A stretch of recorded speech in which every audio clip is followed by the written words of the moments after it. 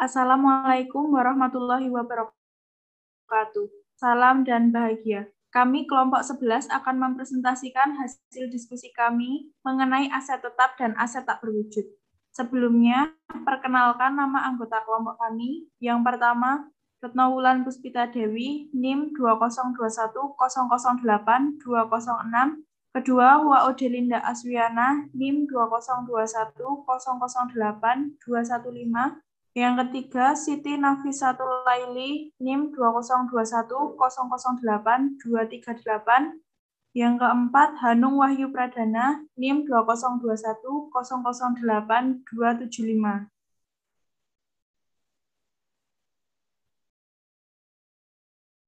Apa itu aset tetap? Aset tetap adalah tetap adalah aset jangka panjang atau relatif permanen. Yang dimaksud adalah aset tetap atau aktiva tetap mengacu pada aset berwujud jangka panjang yang digunakan dalam operasi bisnis. Jenis aset ini memberikan keuntungan finansial jangka panjang, memiliki masa manfaat lebih dari 1 tahun, dan diklasifikasikan sebagai properti, plant, dan equipment di neraca.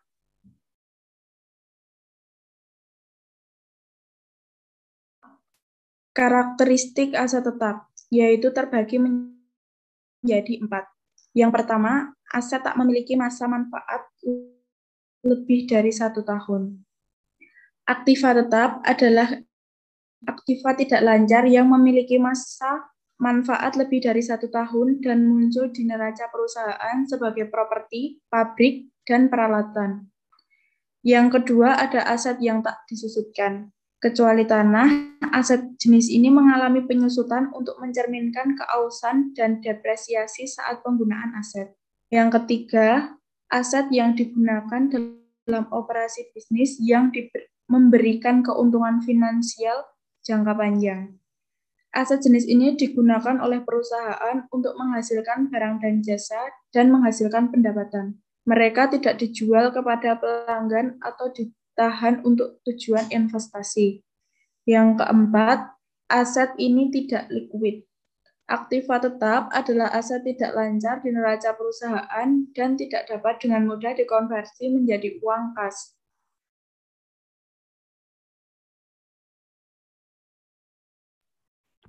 Contoh aset tetap. Yang pertama, tanah. Tanah dikelompokkan sebagai aset tetap ialah tanah yang diperoleh dengan maksud untuk dipakai dalam kegiatan operasional pemerintah dan dalam kondisi siap pakai. Yang kedua, bangunan. Bangunan mencakup seluruh bangunan yang diperoleh dengan maksud untuk dipakai dalam kegiatan operasional pemerintah dan dalam kondisi siap pakai. Yang ketiga, peralatan dan mesin.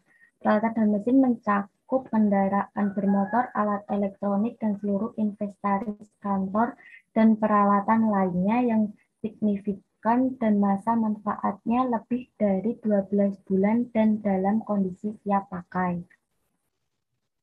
Karakteristik penyusutan. Semua aset tetap kecuali tanah kehilangan kapasitas produktifnya untuk menyediakan jasa. Kehilangan ini diakui sebagai beban penyusutan atau depreciation. Kedua, penyusutan fisik, impairment, terjadi akibat kerusakan dan keausan ketika digunakan.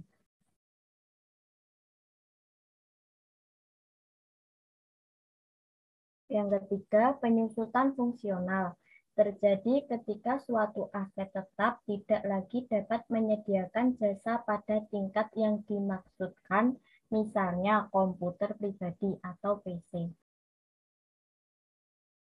Metode penyusutan aktiva tetap, yaitu yang pertama metode penyusutan garis lurus atau straight line method, yaitu metode penyusutan aktiva tetap di mana beban penyusutan aktiva tetap per tahunnya sama hingga akhir umum ekonomisnya. Metode ini termasuk yang paling luas dipakai. Yang kedua yaitu metode penyusutan saldo menurun atau double declining balance method. Metode saldo menurun adalah metode penyusutan aktiva tetap yang ditentukan berdasarkan presentase tertentu dihitung dari harga buku pada tahun yang bersangkutan. Presentase penyusutan besarnya 2 kali presentase atau tarif penyusutan metode garis lurus. Yang ketiga yaitu metode jumlah angka tahun atau sum of the year digit method. Berdasarkan metode jumlah angka tahun, besarnya penyusutan aktiva tetap tiap tahun jumlahnya semakin menurun. Yang keempat yaitu metode penyusutan satuan jam kerja atau service hours method. Menurut metode ini, beban penyusutan aktiva tetap ditetapkan berdasarkan jumlah satuan produk yang dihasilkan dalam periode yang bersangkutan. Dan yang terakhir, yaitu penyusutan satuan hasil produksi atau productive output method. Menurut metode ini, beban penyusutan aktiva tetap ditetapkan berdasarkan jumlah suatu produk yang dihasilkan dalam periode yang bersangkutan. Beban depresiasi dihitung dengan dasar satuan produksi, sehingga depresiasi tiap periode akan berfluktuasi sesuai dengan fluktuasi hasil produksi. Yang pertama, metode penyusutan garis lurus atau straight line method. Rumusnya yaitu biaya penyusutan sama dengan biaya perolehan aset dikurang dengan nilai residu dibagi dengan umur ekonomis. Contoh soalnya, misalkan biaya perolehan aset 8 juta, estimasi umur ekonomisnya 5 tahun, dan estimasi nilai residunya 1 juta. Maka perhitungannya adalah biaya penyusutan sama dengan 8 juta dikurang 1 juta dibagi estimasi umur ekonomisnya yaitu 5 tahun. Maka hasilnya yaitu 1.400.000. Yang kedua yaitu metode penyusutan saldo menurun atau double declining balance method, yaitu rumusnya nilai penyusutan sama dengan 2 dikali 100% dibagi umur ekonomis dikali nilai buku atau biaya perolehan aset tetap.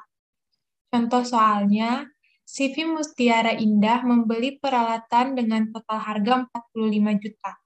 Dengan nilai sisa sebesar 5% dari biaya perolehan. Umur ekonomisnya adalah 5 tahun. Berapa nilai penyusutannya? Maka cara pengerjaannya yaitu nilai penyusutan sama dengan 2 dikali 100% dibagi 5 dikali dengan 45 juta, maka hasilnya yaitu 18 juta. Metode jumlah angka tahun atau sum of the year digit method. Contoh soal, pada tanggal 2 Januari 2014, PT Forest membeli sebuah mesin untuk meningkatkan produksinya. Harga perolehan mesin sebesar 135 juta, dengan nilai sisa sebesar 15 juta, dan ditaksir mesin tersebut hanya mampu memproduksi sampai dengan 4 tahun. Dalam menentukan tarif penyusutan, aset tetap dalam bentuk pecahan yang dihitung dengan cara pembilang atau numerator menggunakan angka tahun, dimulai tahun yang terbesar ke tahun terkecil. Penyebutnya, denumerator, adalah jumlah angka tahun. Disebutkan bahwa mesin tersebut hanya mampu memproduksi sampai dengan 4 tahun. Jadi, jumlah angka tahun adalah 1 ditambah 2 ditambah 3 tambah 4, sama dengan 10 sesuai dengan kemampuan mesin tersebut. Dan dasar penyusutannya menjadi 135 juta dikurangi 15 juta sama dengan 120 juta. Untuk lanjutan metode ketiga, tarif penyusutan tahun pertama adalah 4/10. 10 berasal dari JAT.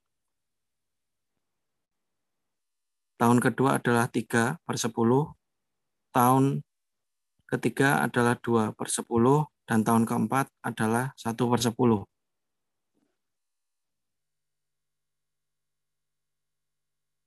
Pencatatan jurnal 31 Desember 2014, debit depreciation adalah 48 juta, kredit accumulated depreciation 48 juta. 4. Metode penyusutan satuan jam kerja, Service Horse Method. Rumus untuk menghitung besarnya penyusutan metode satuan jam kerja adalah sebagai berikut. Tarif penyusutan per jam sama dengan harga perolehan dikurangi nilai sisa dibagi jumlah jam kerja selama umur ekonomis.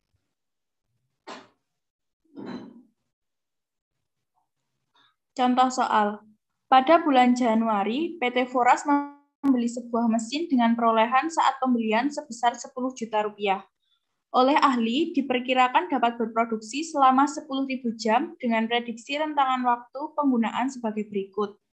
Tahun pertama sama dengan 3.000 jam. Tahun kedua, 2.000 jam. Tahun ketiga, 2.000 jam. Tahun keempat, 1.500 jam. Tahun kelima, 1.500 jam. Setelah berproduksi selama 10.000 jam, mesin tersebut diperkirakan masih bisa dijual dengan harga Rp500.000.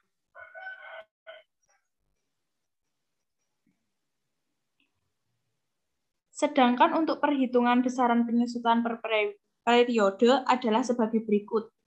Caranya, tarif penyusutan mesin per jam, 10 juta rupiah dikurangi 500.000 dibagi 10.000, tarif penyusutan sama dengan 950. Selanjutnya, kita bisa membuat tabel penyusutannya sebagai berikut. Yang pertama ada kolom tahun, kolom jam operasi, tarif per jam, penyusutan, nilai buku. Pada tahun pertama, jam operasi 3.000, tarif per jam 950, penyusutan Rp2.850.000. Nilai buku Rp7.150.000. Tahun kedua, jam operasi 2.000, tarif per jam 950, penyusutan Rp1.900.000. Nilai buku Rp5.250.000. Tahun ketiga, jam operasi 2.000, tarif per jam 950, penyusutan Rp1.900.000, nilai buku Rp3.350.000. Tahun keempat, jam operasi 1.500, tarif per jam 950, penyusutan Rp1.425.000, nilai buku Rp1.925.000. Tahun kelima, jam operasi 1.500, tarif per jam 950, penyusutan Rp1.425.000, nilai buku Rp500.000. 5. Metode penyusuan satuan hasil produksi atau Productive Output Method. Contoh soal, PT Foras pada bulan Januari 2014 membeli sebuah mesin pabrik dengan harga perolehannya senilai 125 juta dan diprediksi memiliki masa manfaat hingga 5 tahun ke depan dengan nilai sisa 5 juta. Diperkirakan mesin tersebut bisa berproduksi dan menghasilkan jumlah unit sebagai berikut. Tahun ke-1 15.000 unit, tahun ke-2 13.500 unit, tahun ke-3 12.000 unit, tahun ke-4 11.500 unit, dan tahun ke-5 8.000 unit. Pertama, hitung taksiran jumlah produksi. Jadi total semuanya ada 60.000 unit. Kemudian mencari tarif penyusutan per unit, yaitu 125 juta dikurangi 5 juta dibagi 60.000, sama dengan 2.000.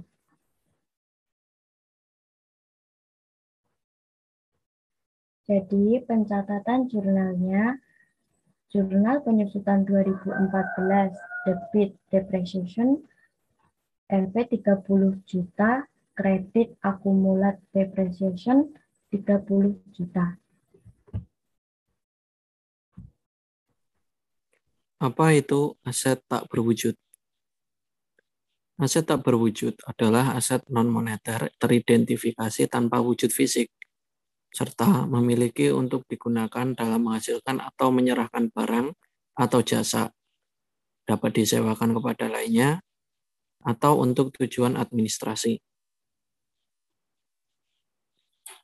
Contoh aset tetap tak berwujud.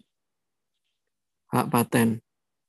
Hak yang diberikan kepada pihak yang menemukan sesuatu hal baru untuk membuat, menjual, atau mengawasi penemuannya selama jangka waktu 17 tahun.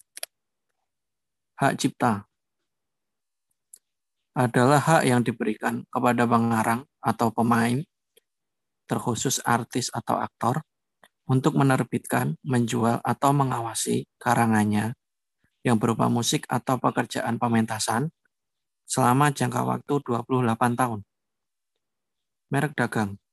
Merek dagang harus didaftarkan sehingga akan dilindungi oleh undang-undang, sehingga tidak akan terjadi copyright. Cara memperoleh aset tak berwujud. Yang pertama adalah pembelian tunai. Jika aset tidak berwujud diperoleh secara terpisah, biaya aset tidak berwujud biasanya dapat diukur secara wajar. Hal ini akan terdampak jelas jika pembayaran dilakukan dalam bentuk uang tunai atau aset moneter lainnya. Biaya perolehan aset tidak berwujud terdiri atas harga beli, termasuk biaya masuk atau impor, pajak yang sifatnya tidak dapat direstitusi atau non-refundable, dan semua pengeluaran yang dapat dikaitkan langsung dalam persiapan aset tersebut, sehingga siap digunakan sesuai dengan tujuannya. Yang kedua, pembelian angsuran. Aset tak berwujud yang dibeli secara kredit, biaya diperolehannya sebesar nilai tunainya. Selisih antara jumlah pembayaran dengan nilai tunai dicatat sebagai beban bunga ditangguhkan. Yang ketiga, melalui pertukaran aset. Aset tidak berwujud yang diperoleh melalui pertukaran aset sejenis atau pertukaran aset tidak sejenis. Biaya perolehan aset tidak berwujud diukur sebesar nilai wajar aset yang diterima, yang sama dengan nilai wajar aset yang diserahkan setelah diperhitungkan jumlah uang tunai atau kas yang diserahkan. Yang keempat, ditukar dengan instrumen ekuitas perusahaan. Aset tak berwujud yang diperoleh dengan menukarkannya dengan instrumen perusahaan pelapor. Biaya perolehannya adalah nilai wajar instrumen yang diterbitkan, yaitu sama dengan nilai wajar aset tersebut. Yang kelima, aset tidak berwujud yang dihasilkan secara internal. Ada dua tahap, yaitu tahap penelitian atau riset dan tahap pengembangan. Biaya perolehan sebesar jumlah pengeluaran yang dilakukan sejak tanggal aset tidak berwujud pertama kali memenuhi kriteria pengakuan.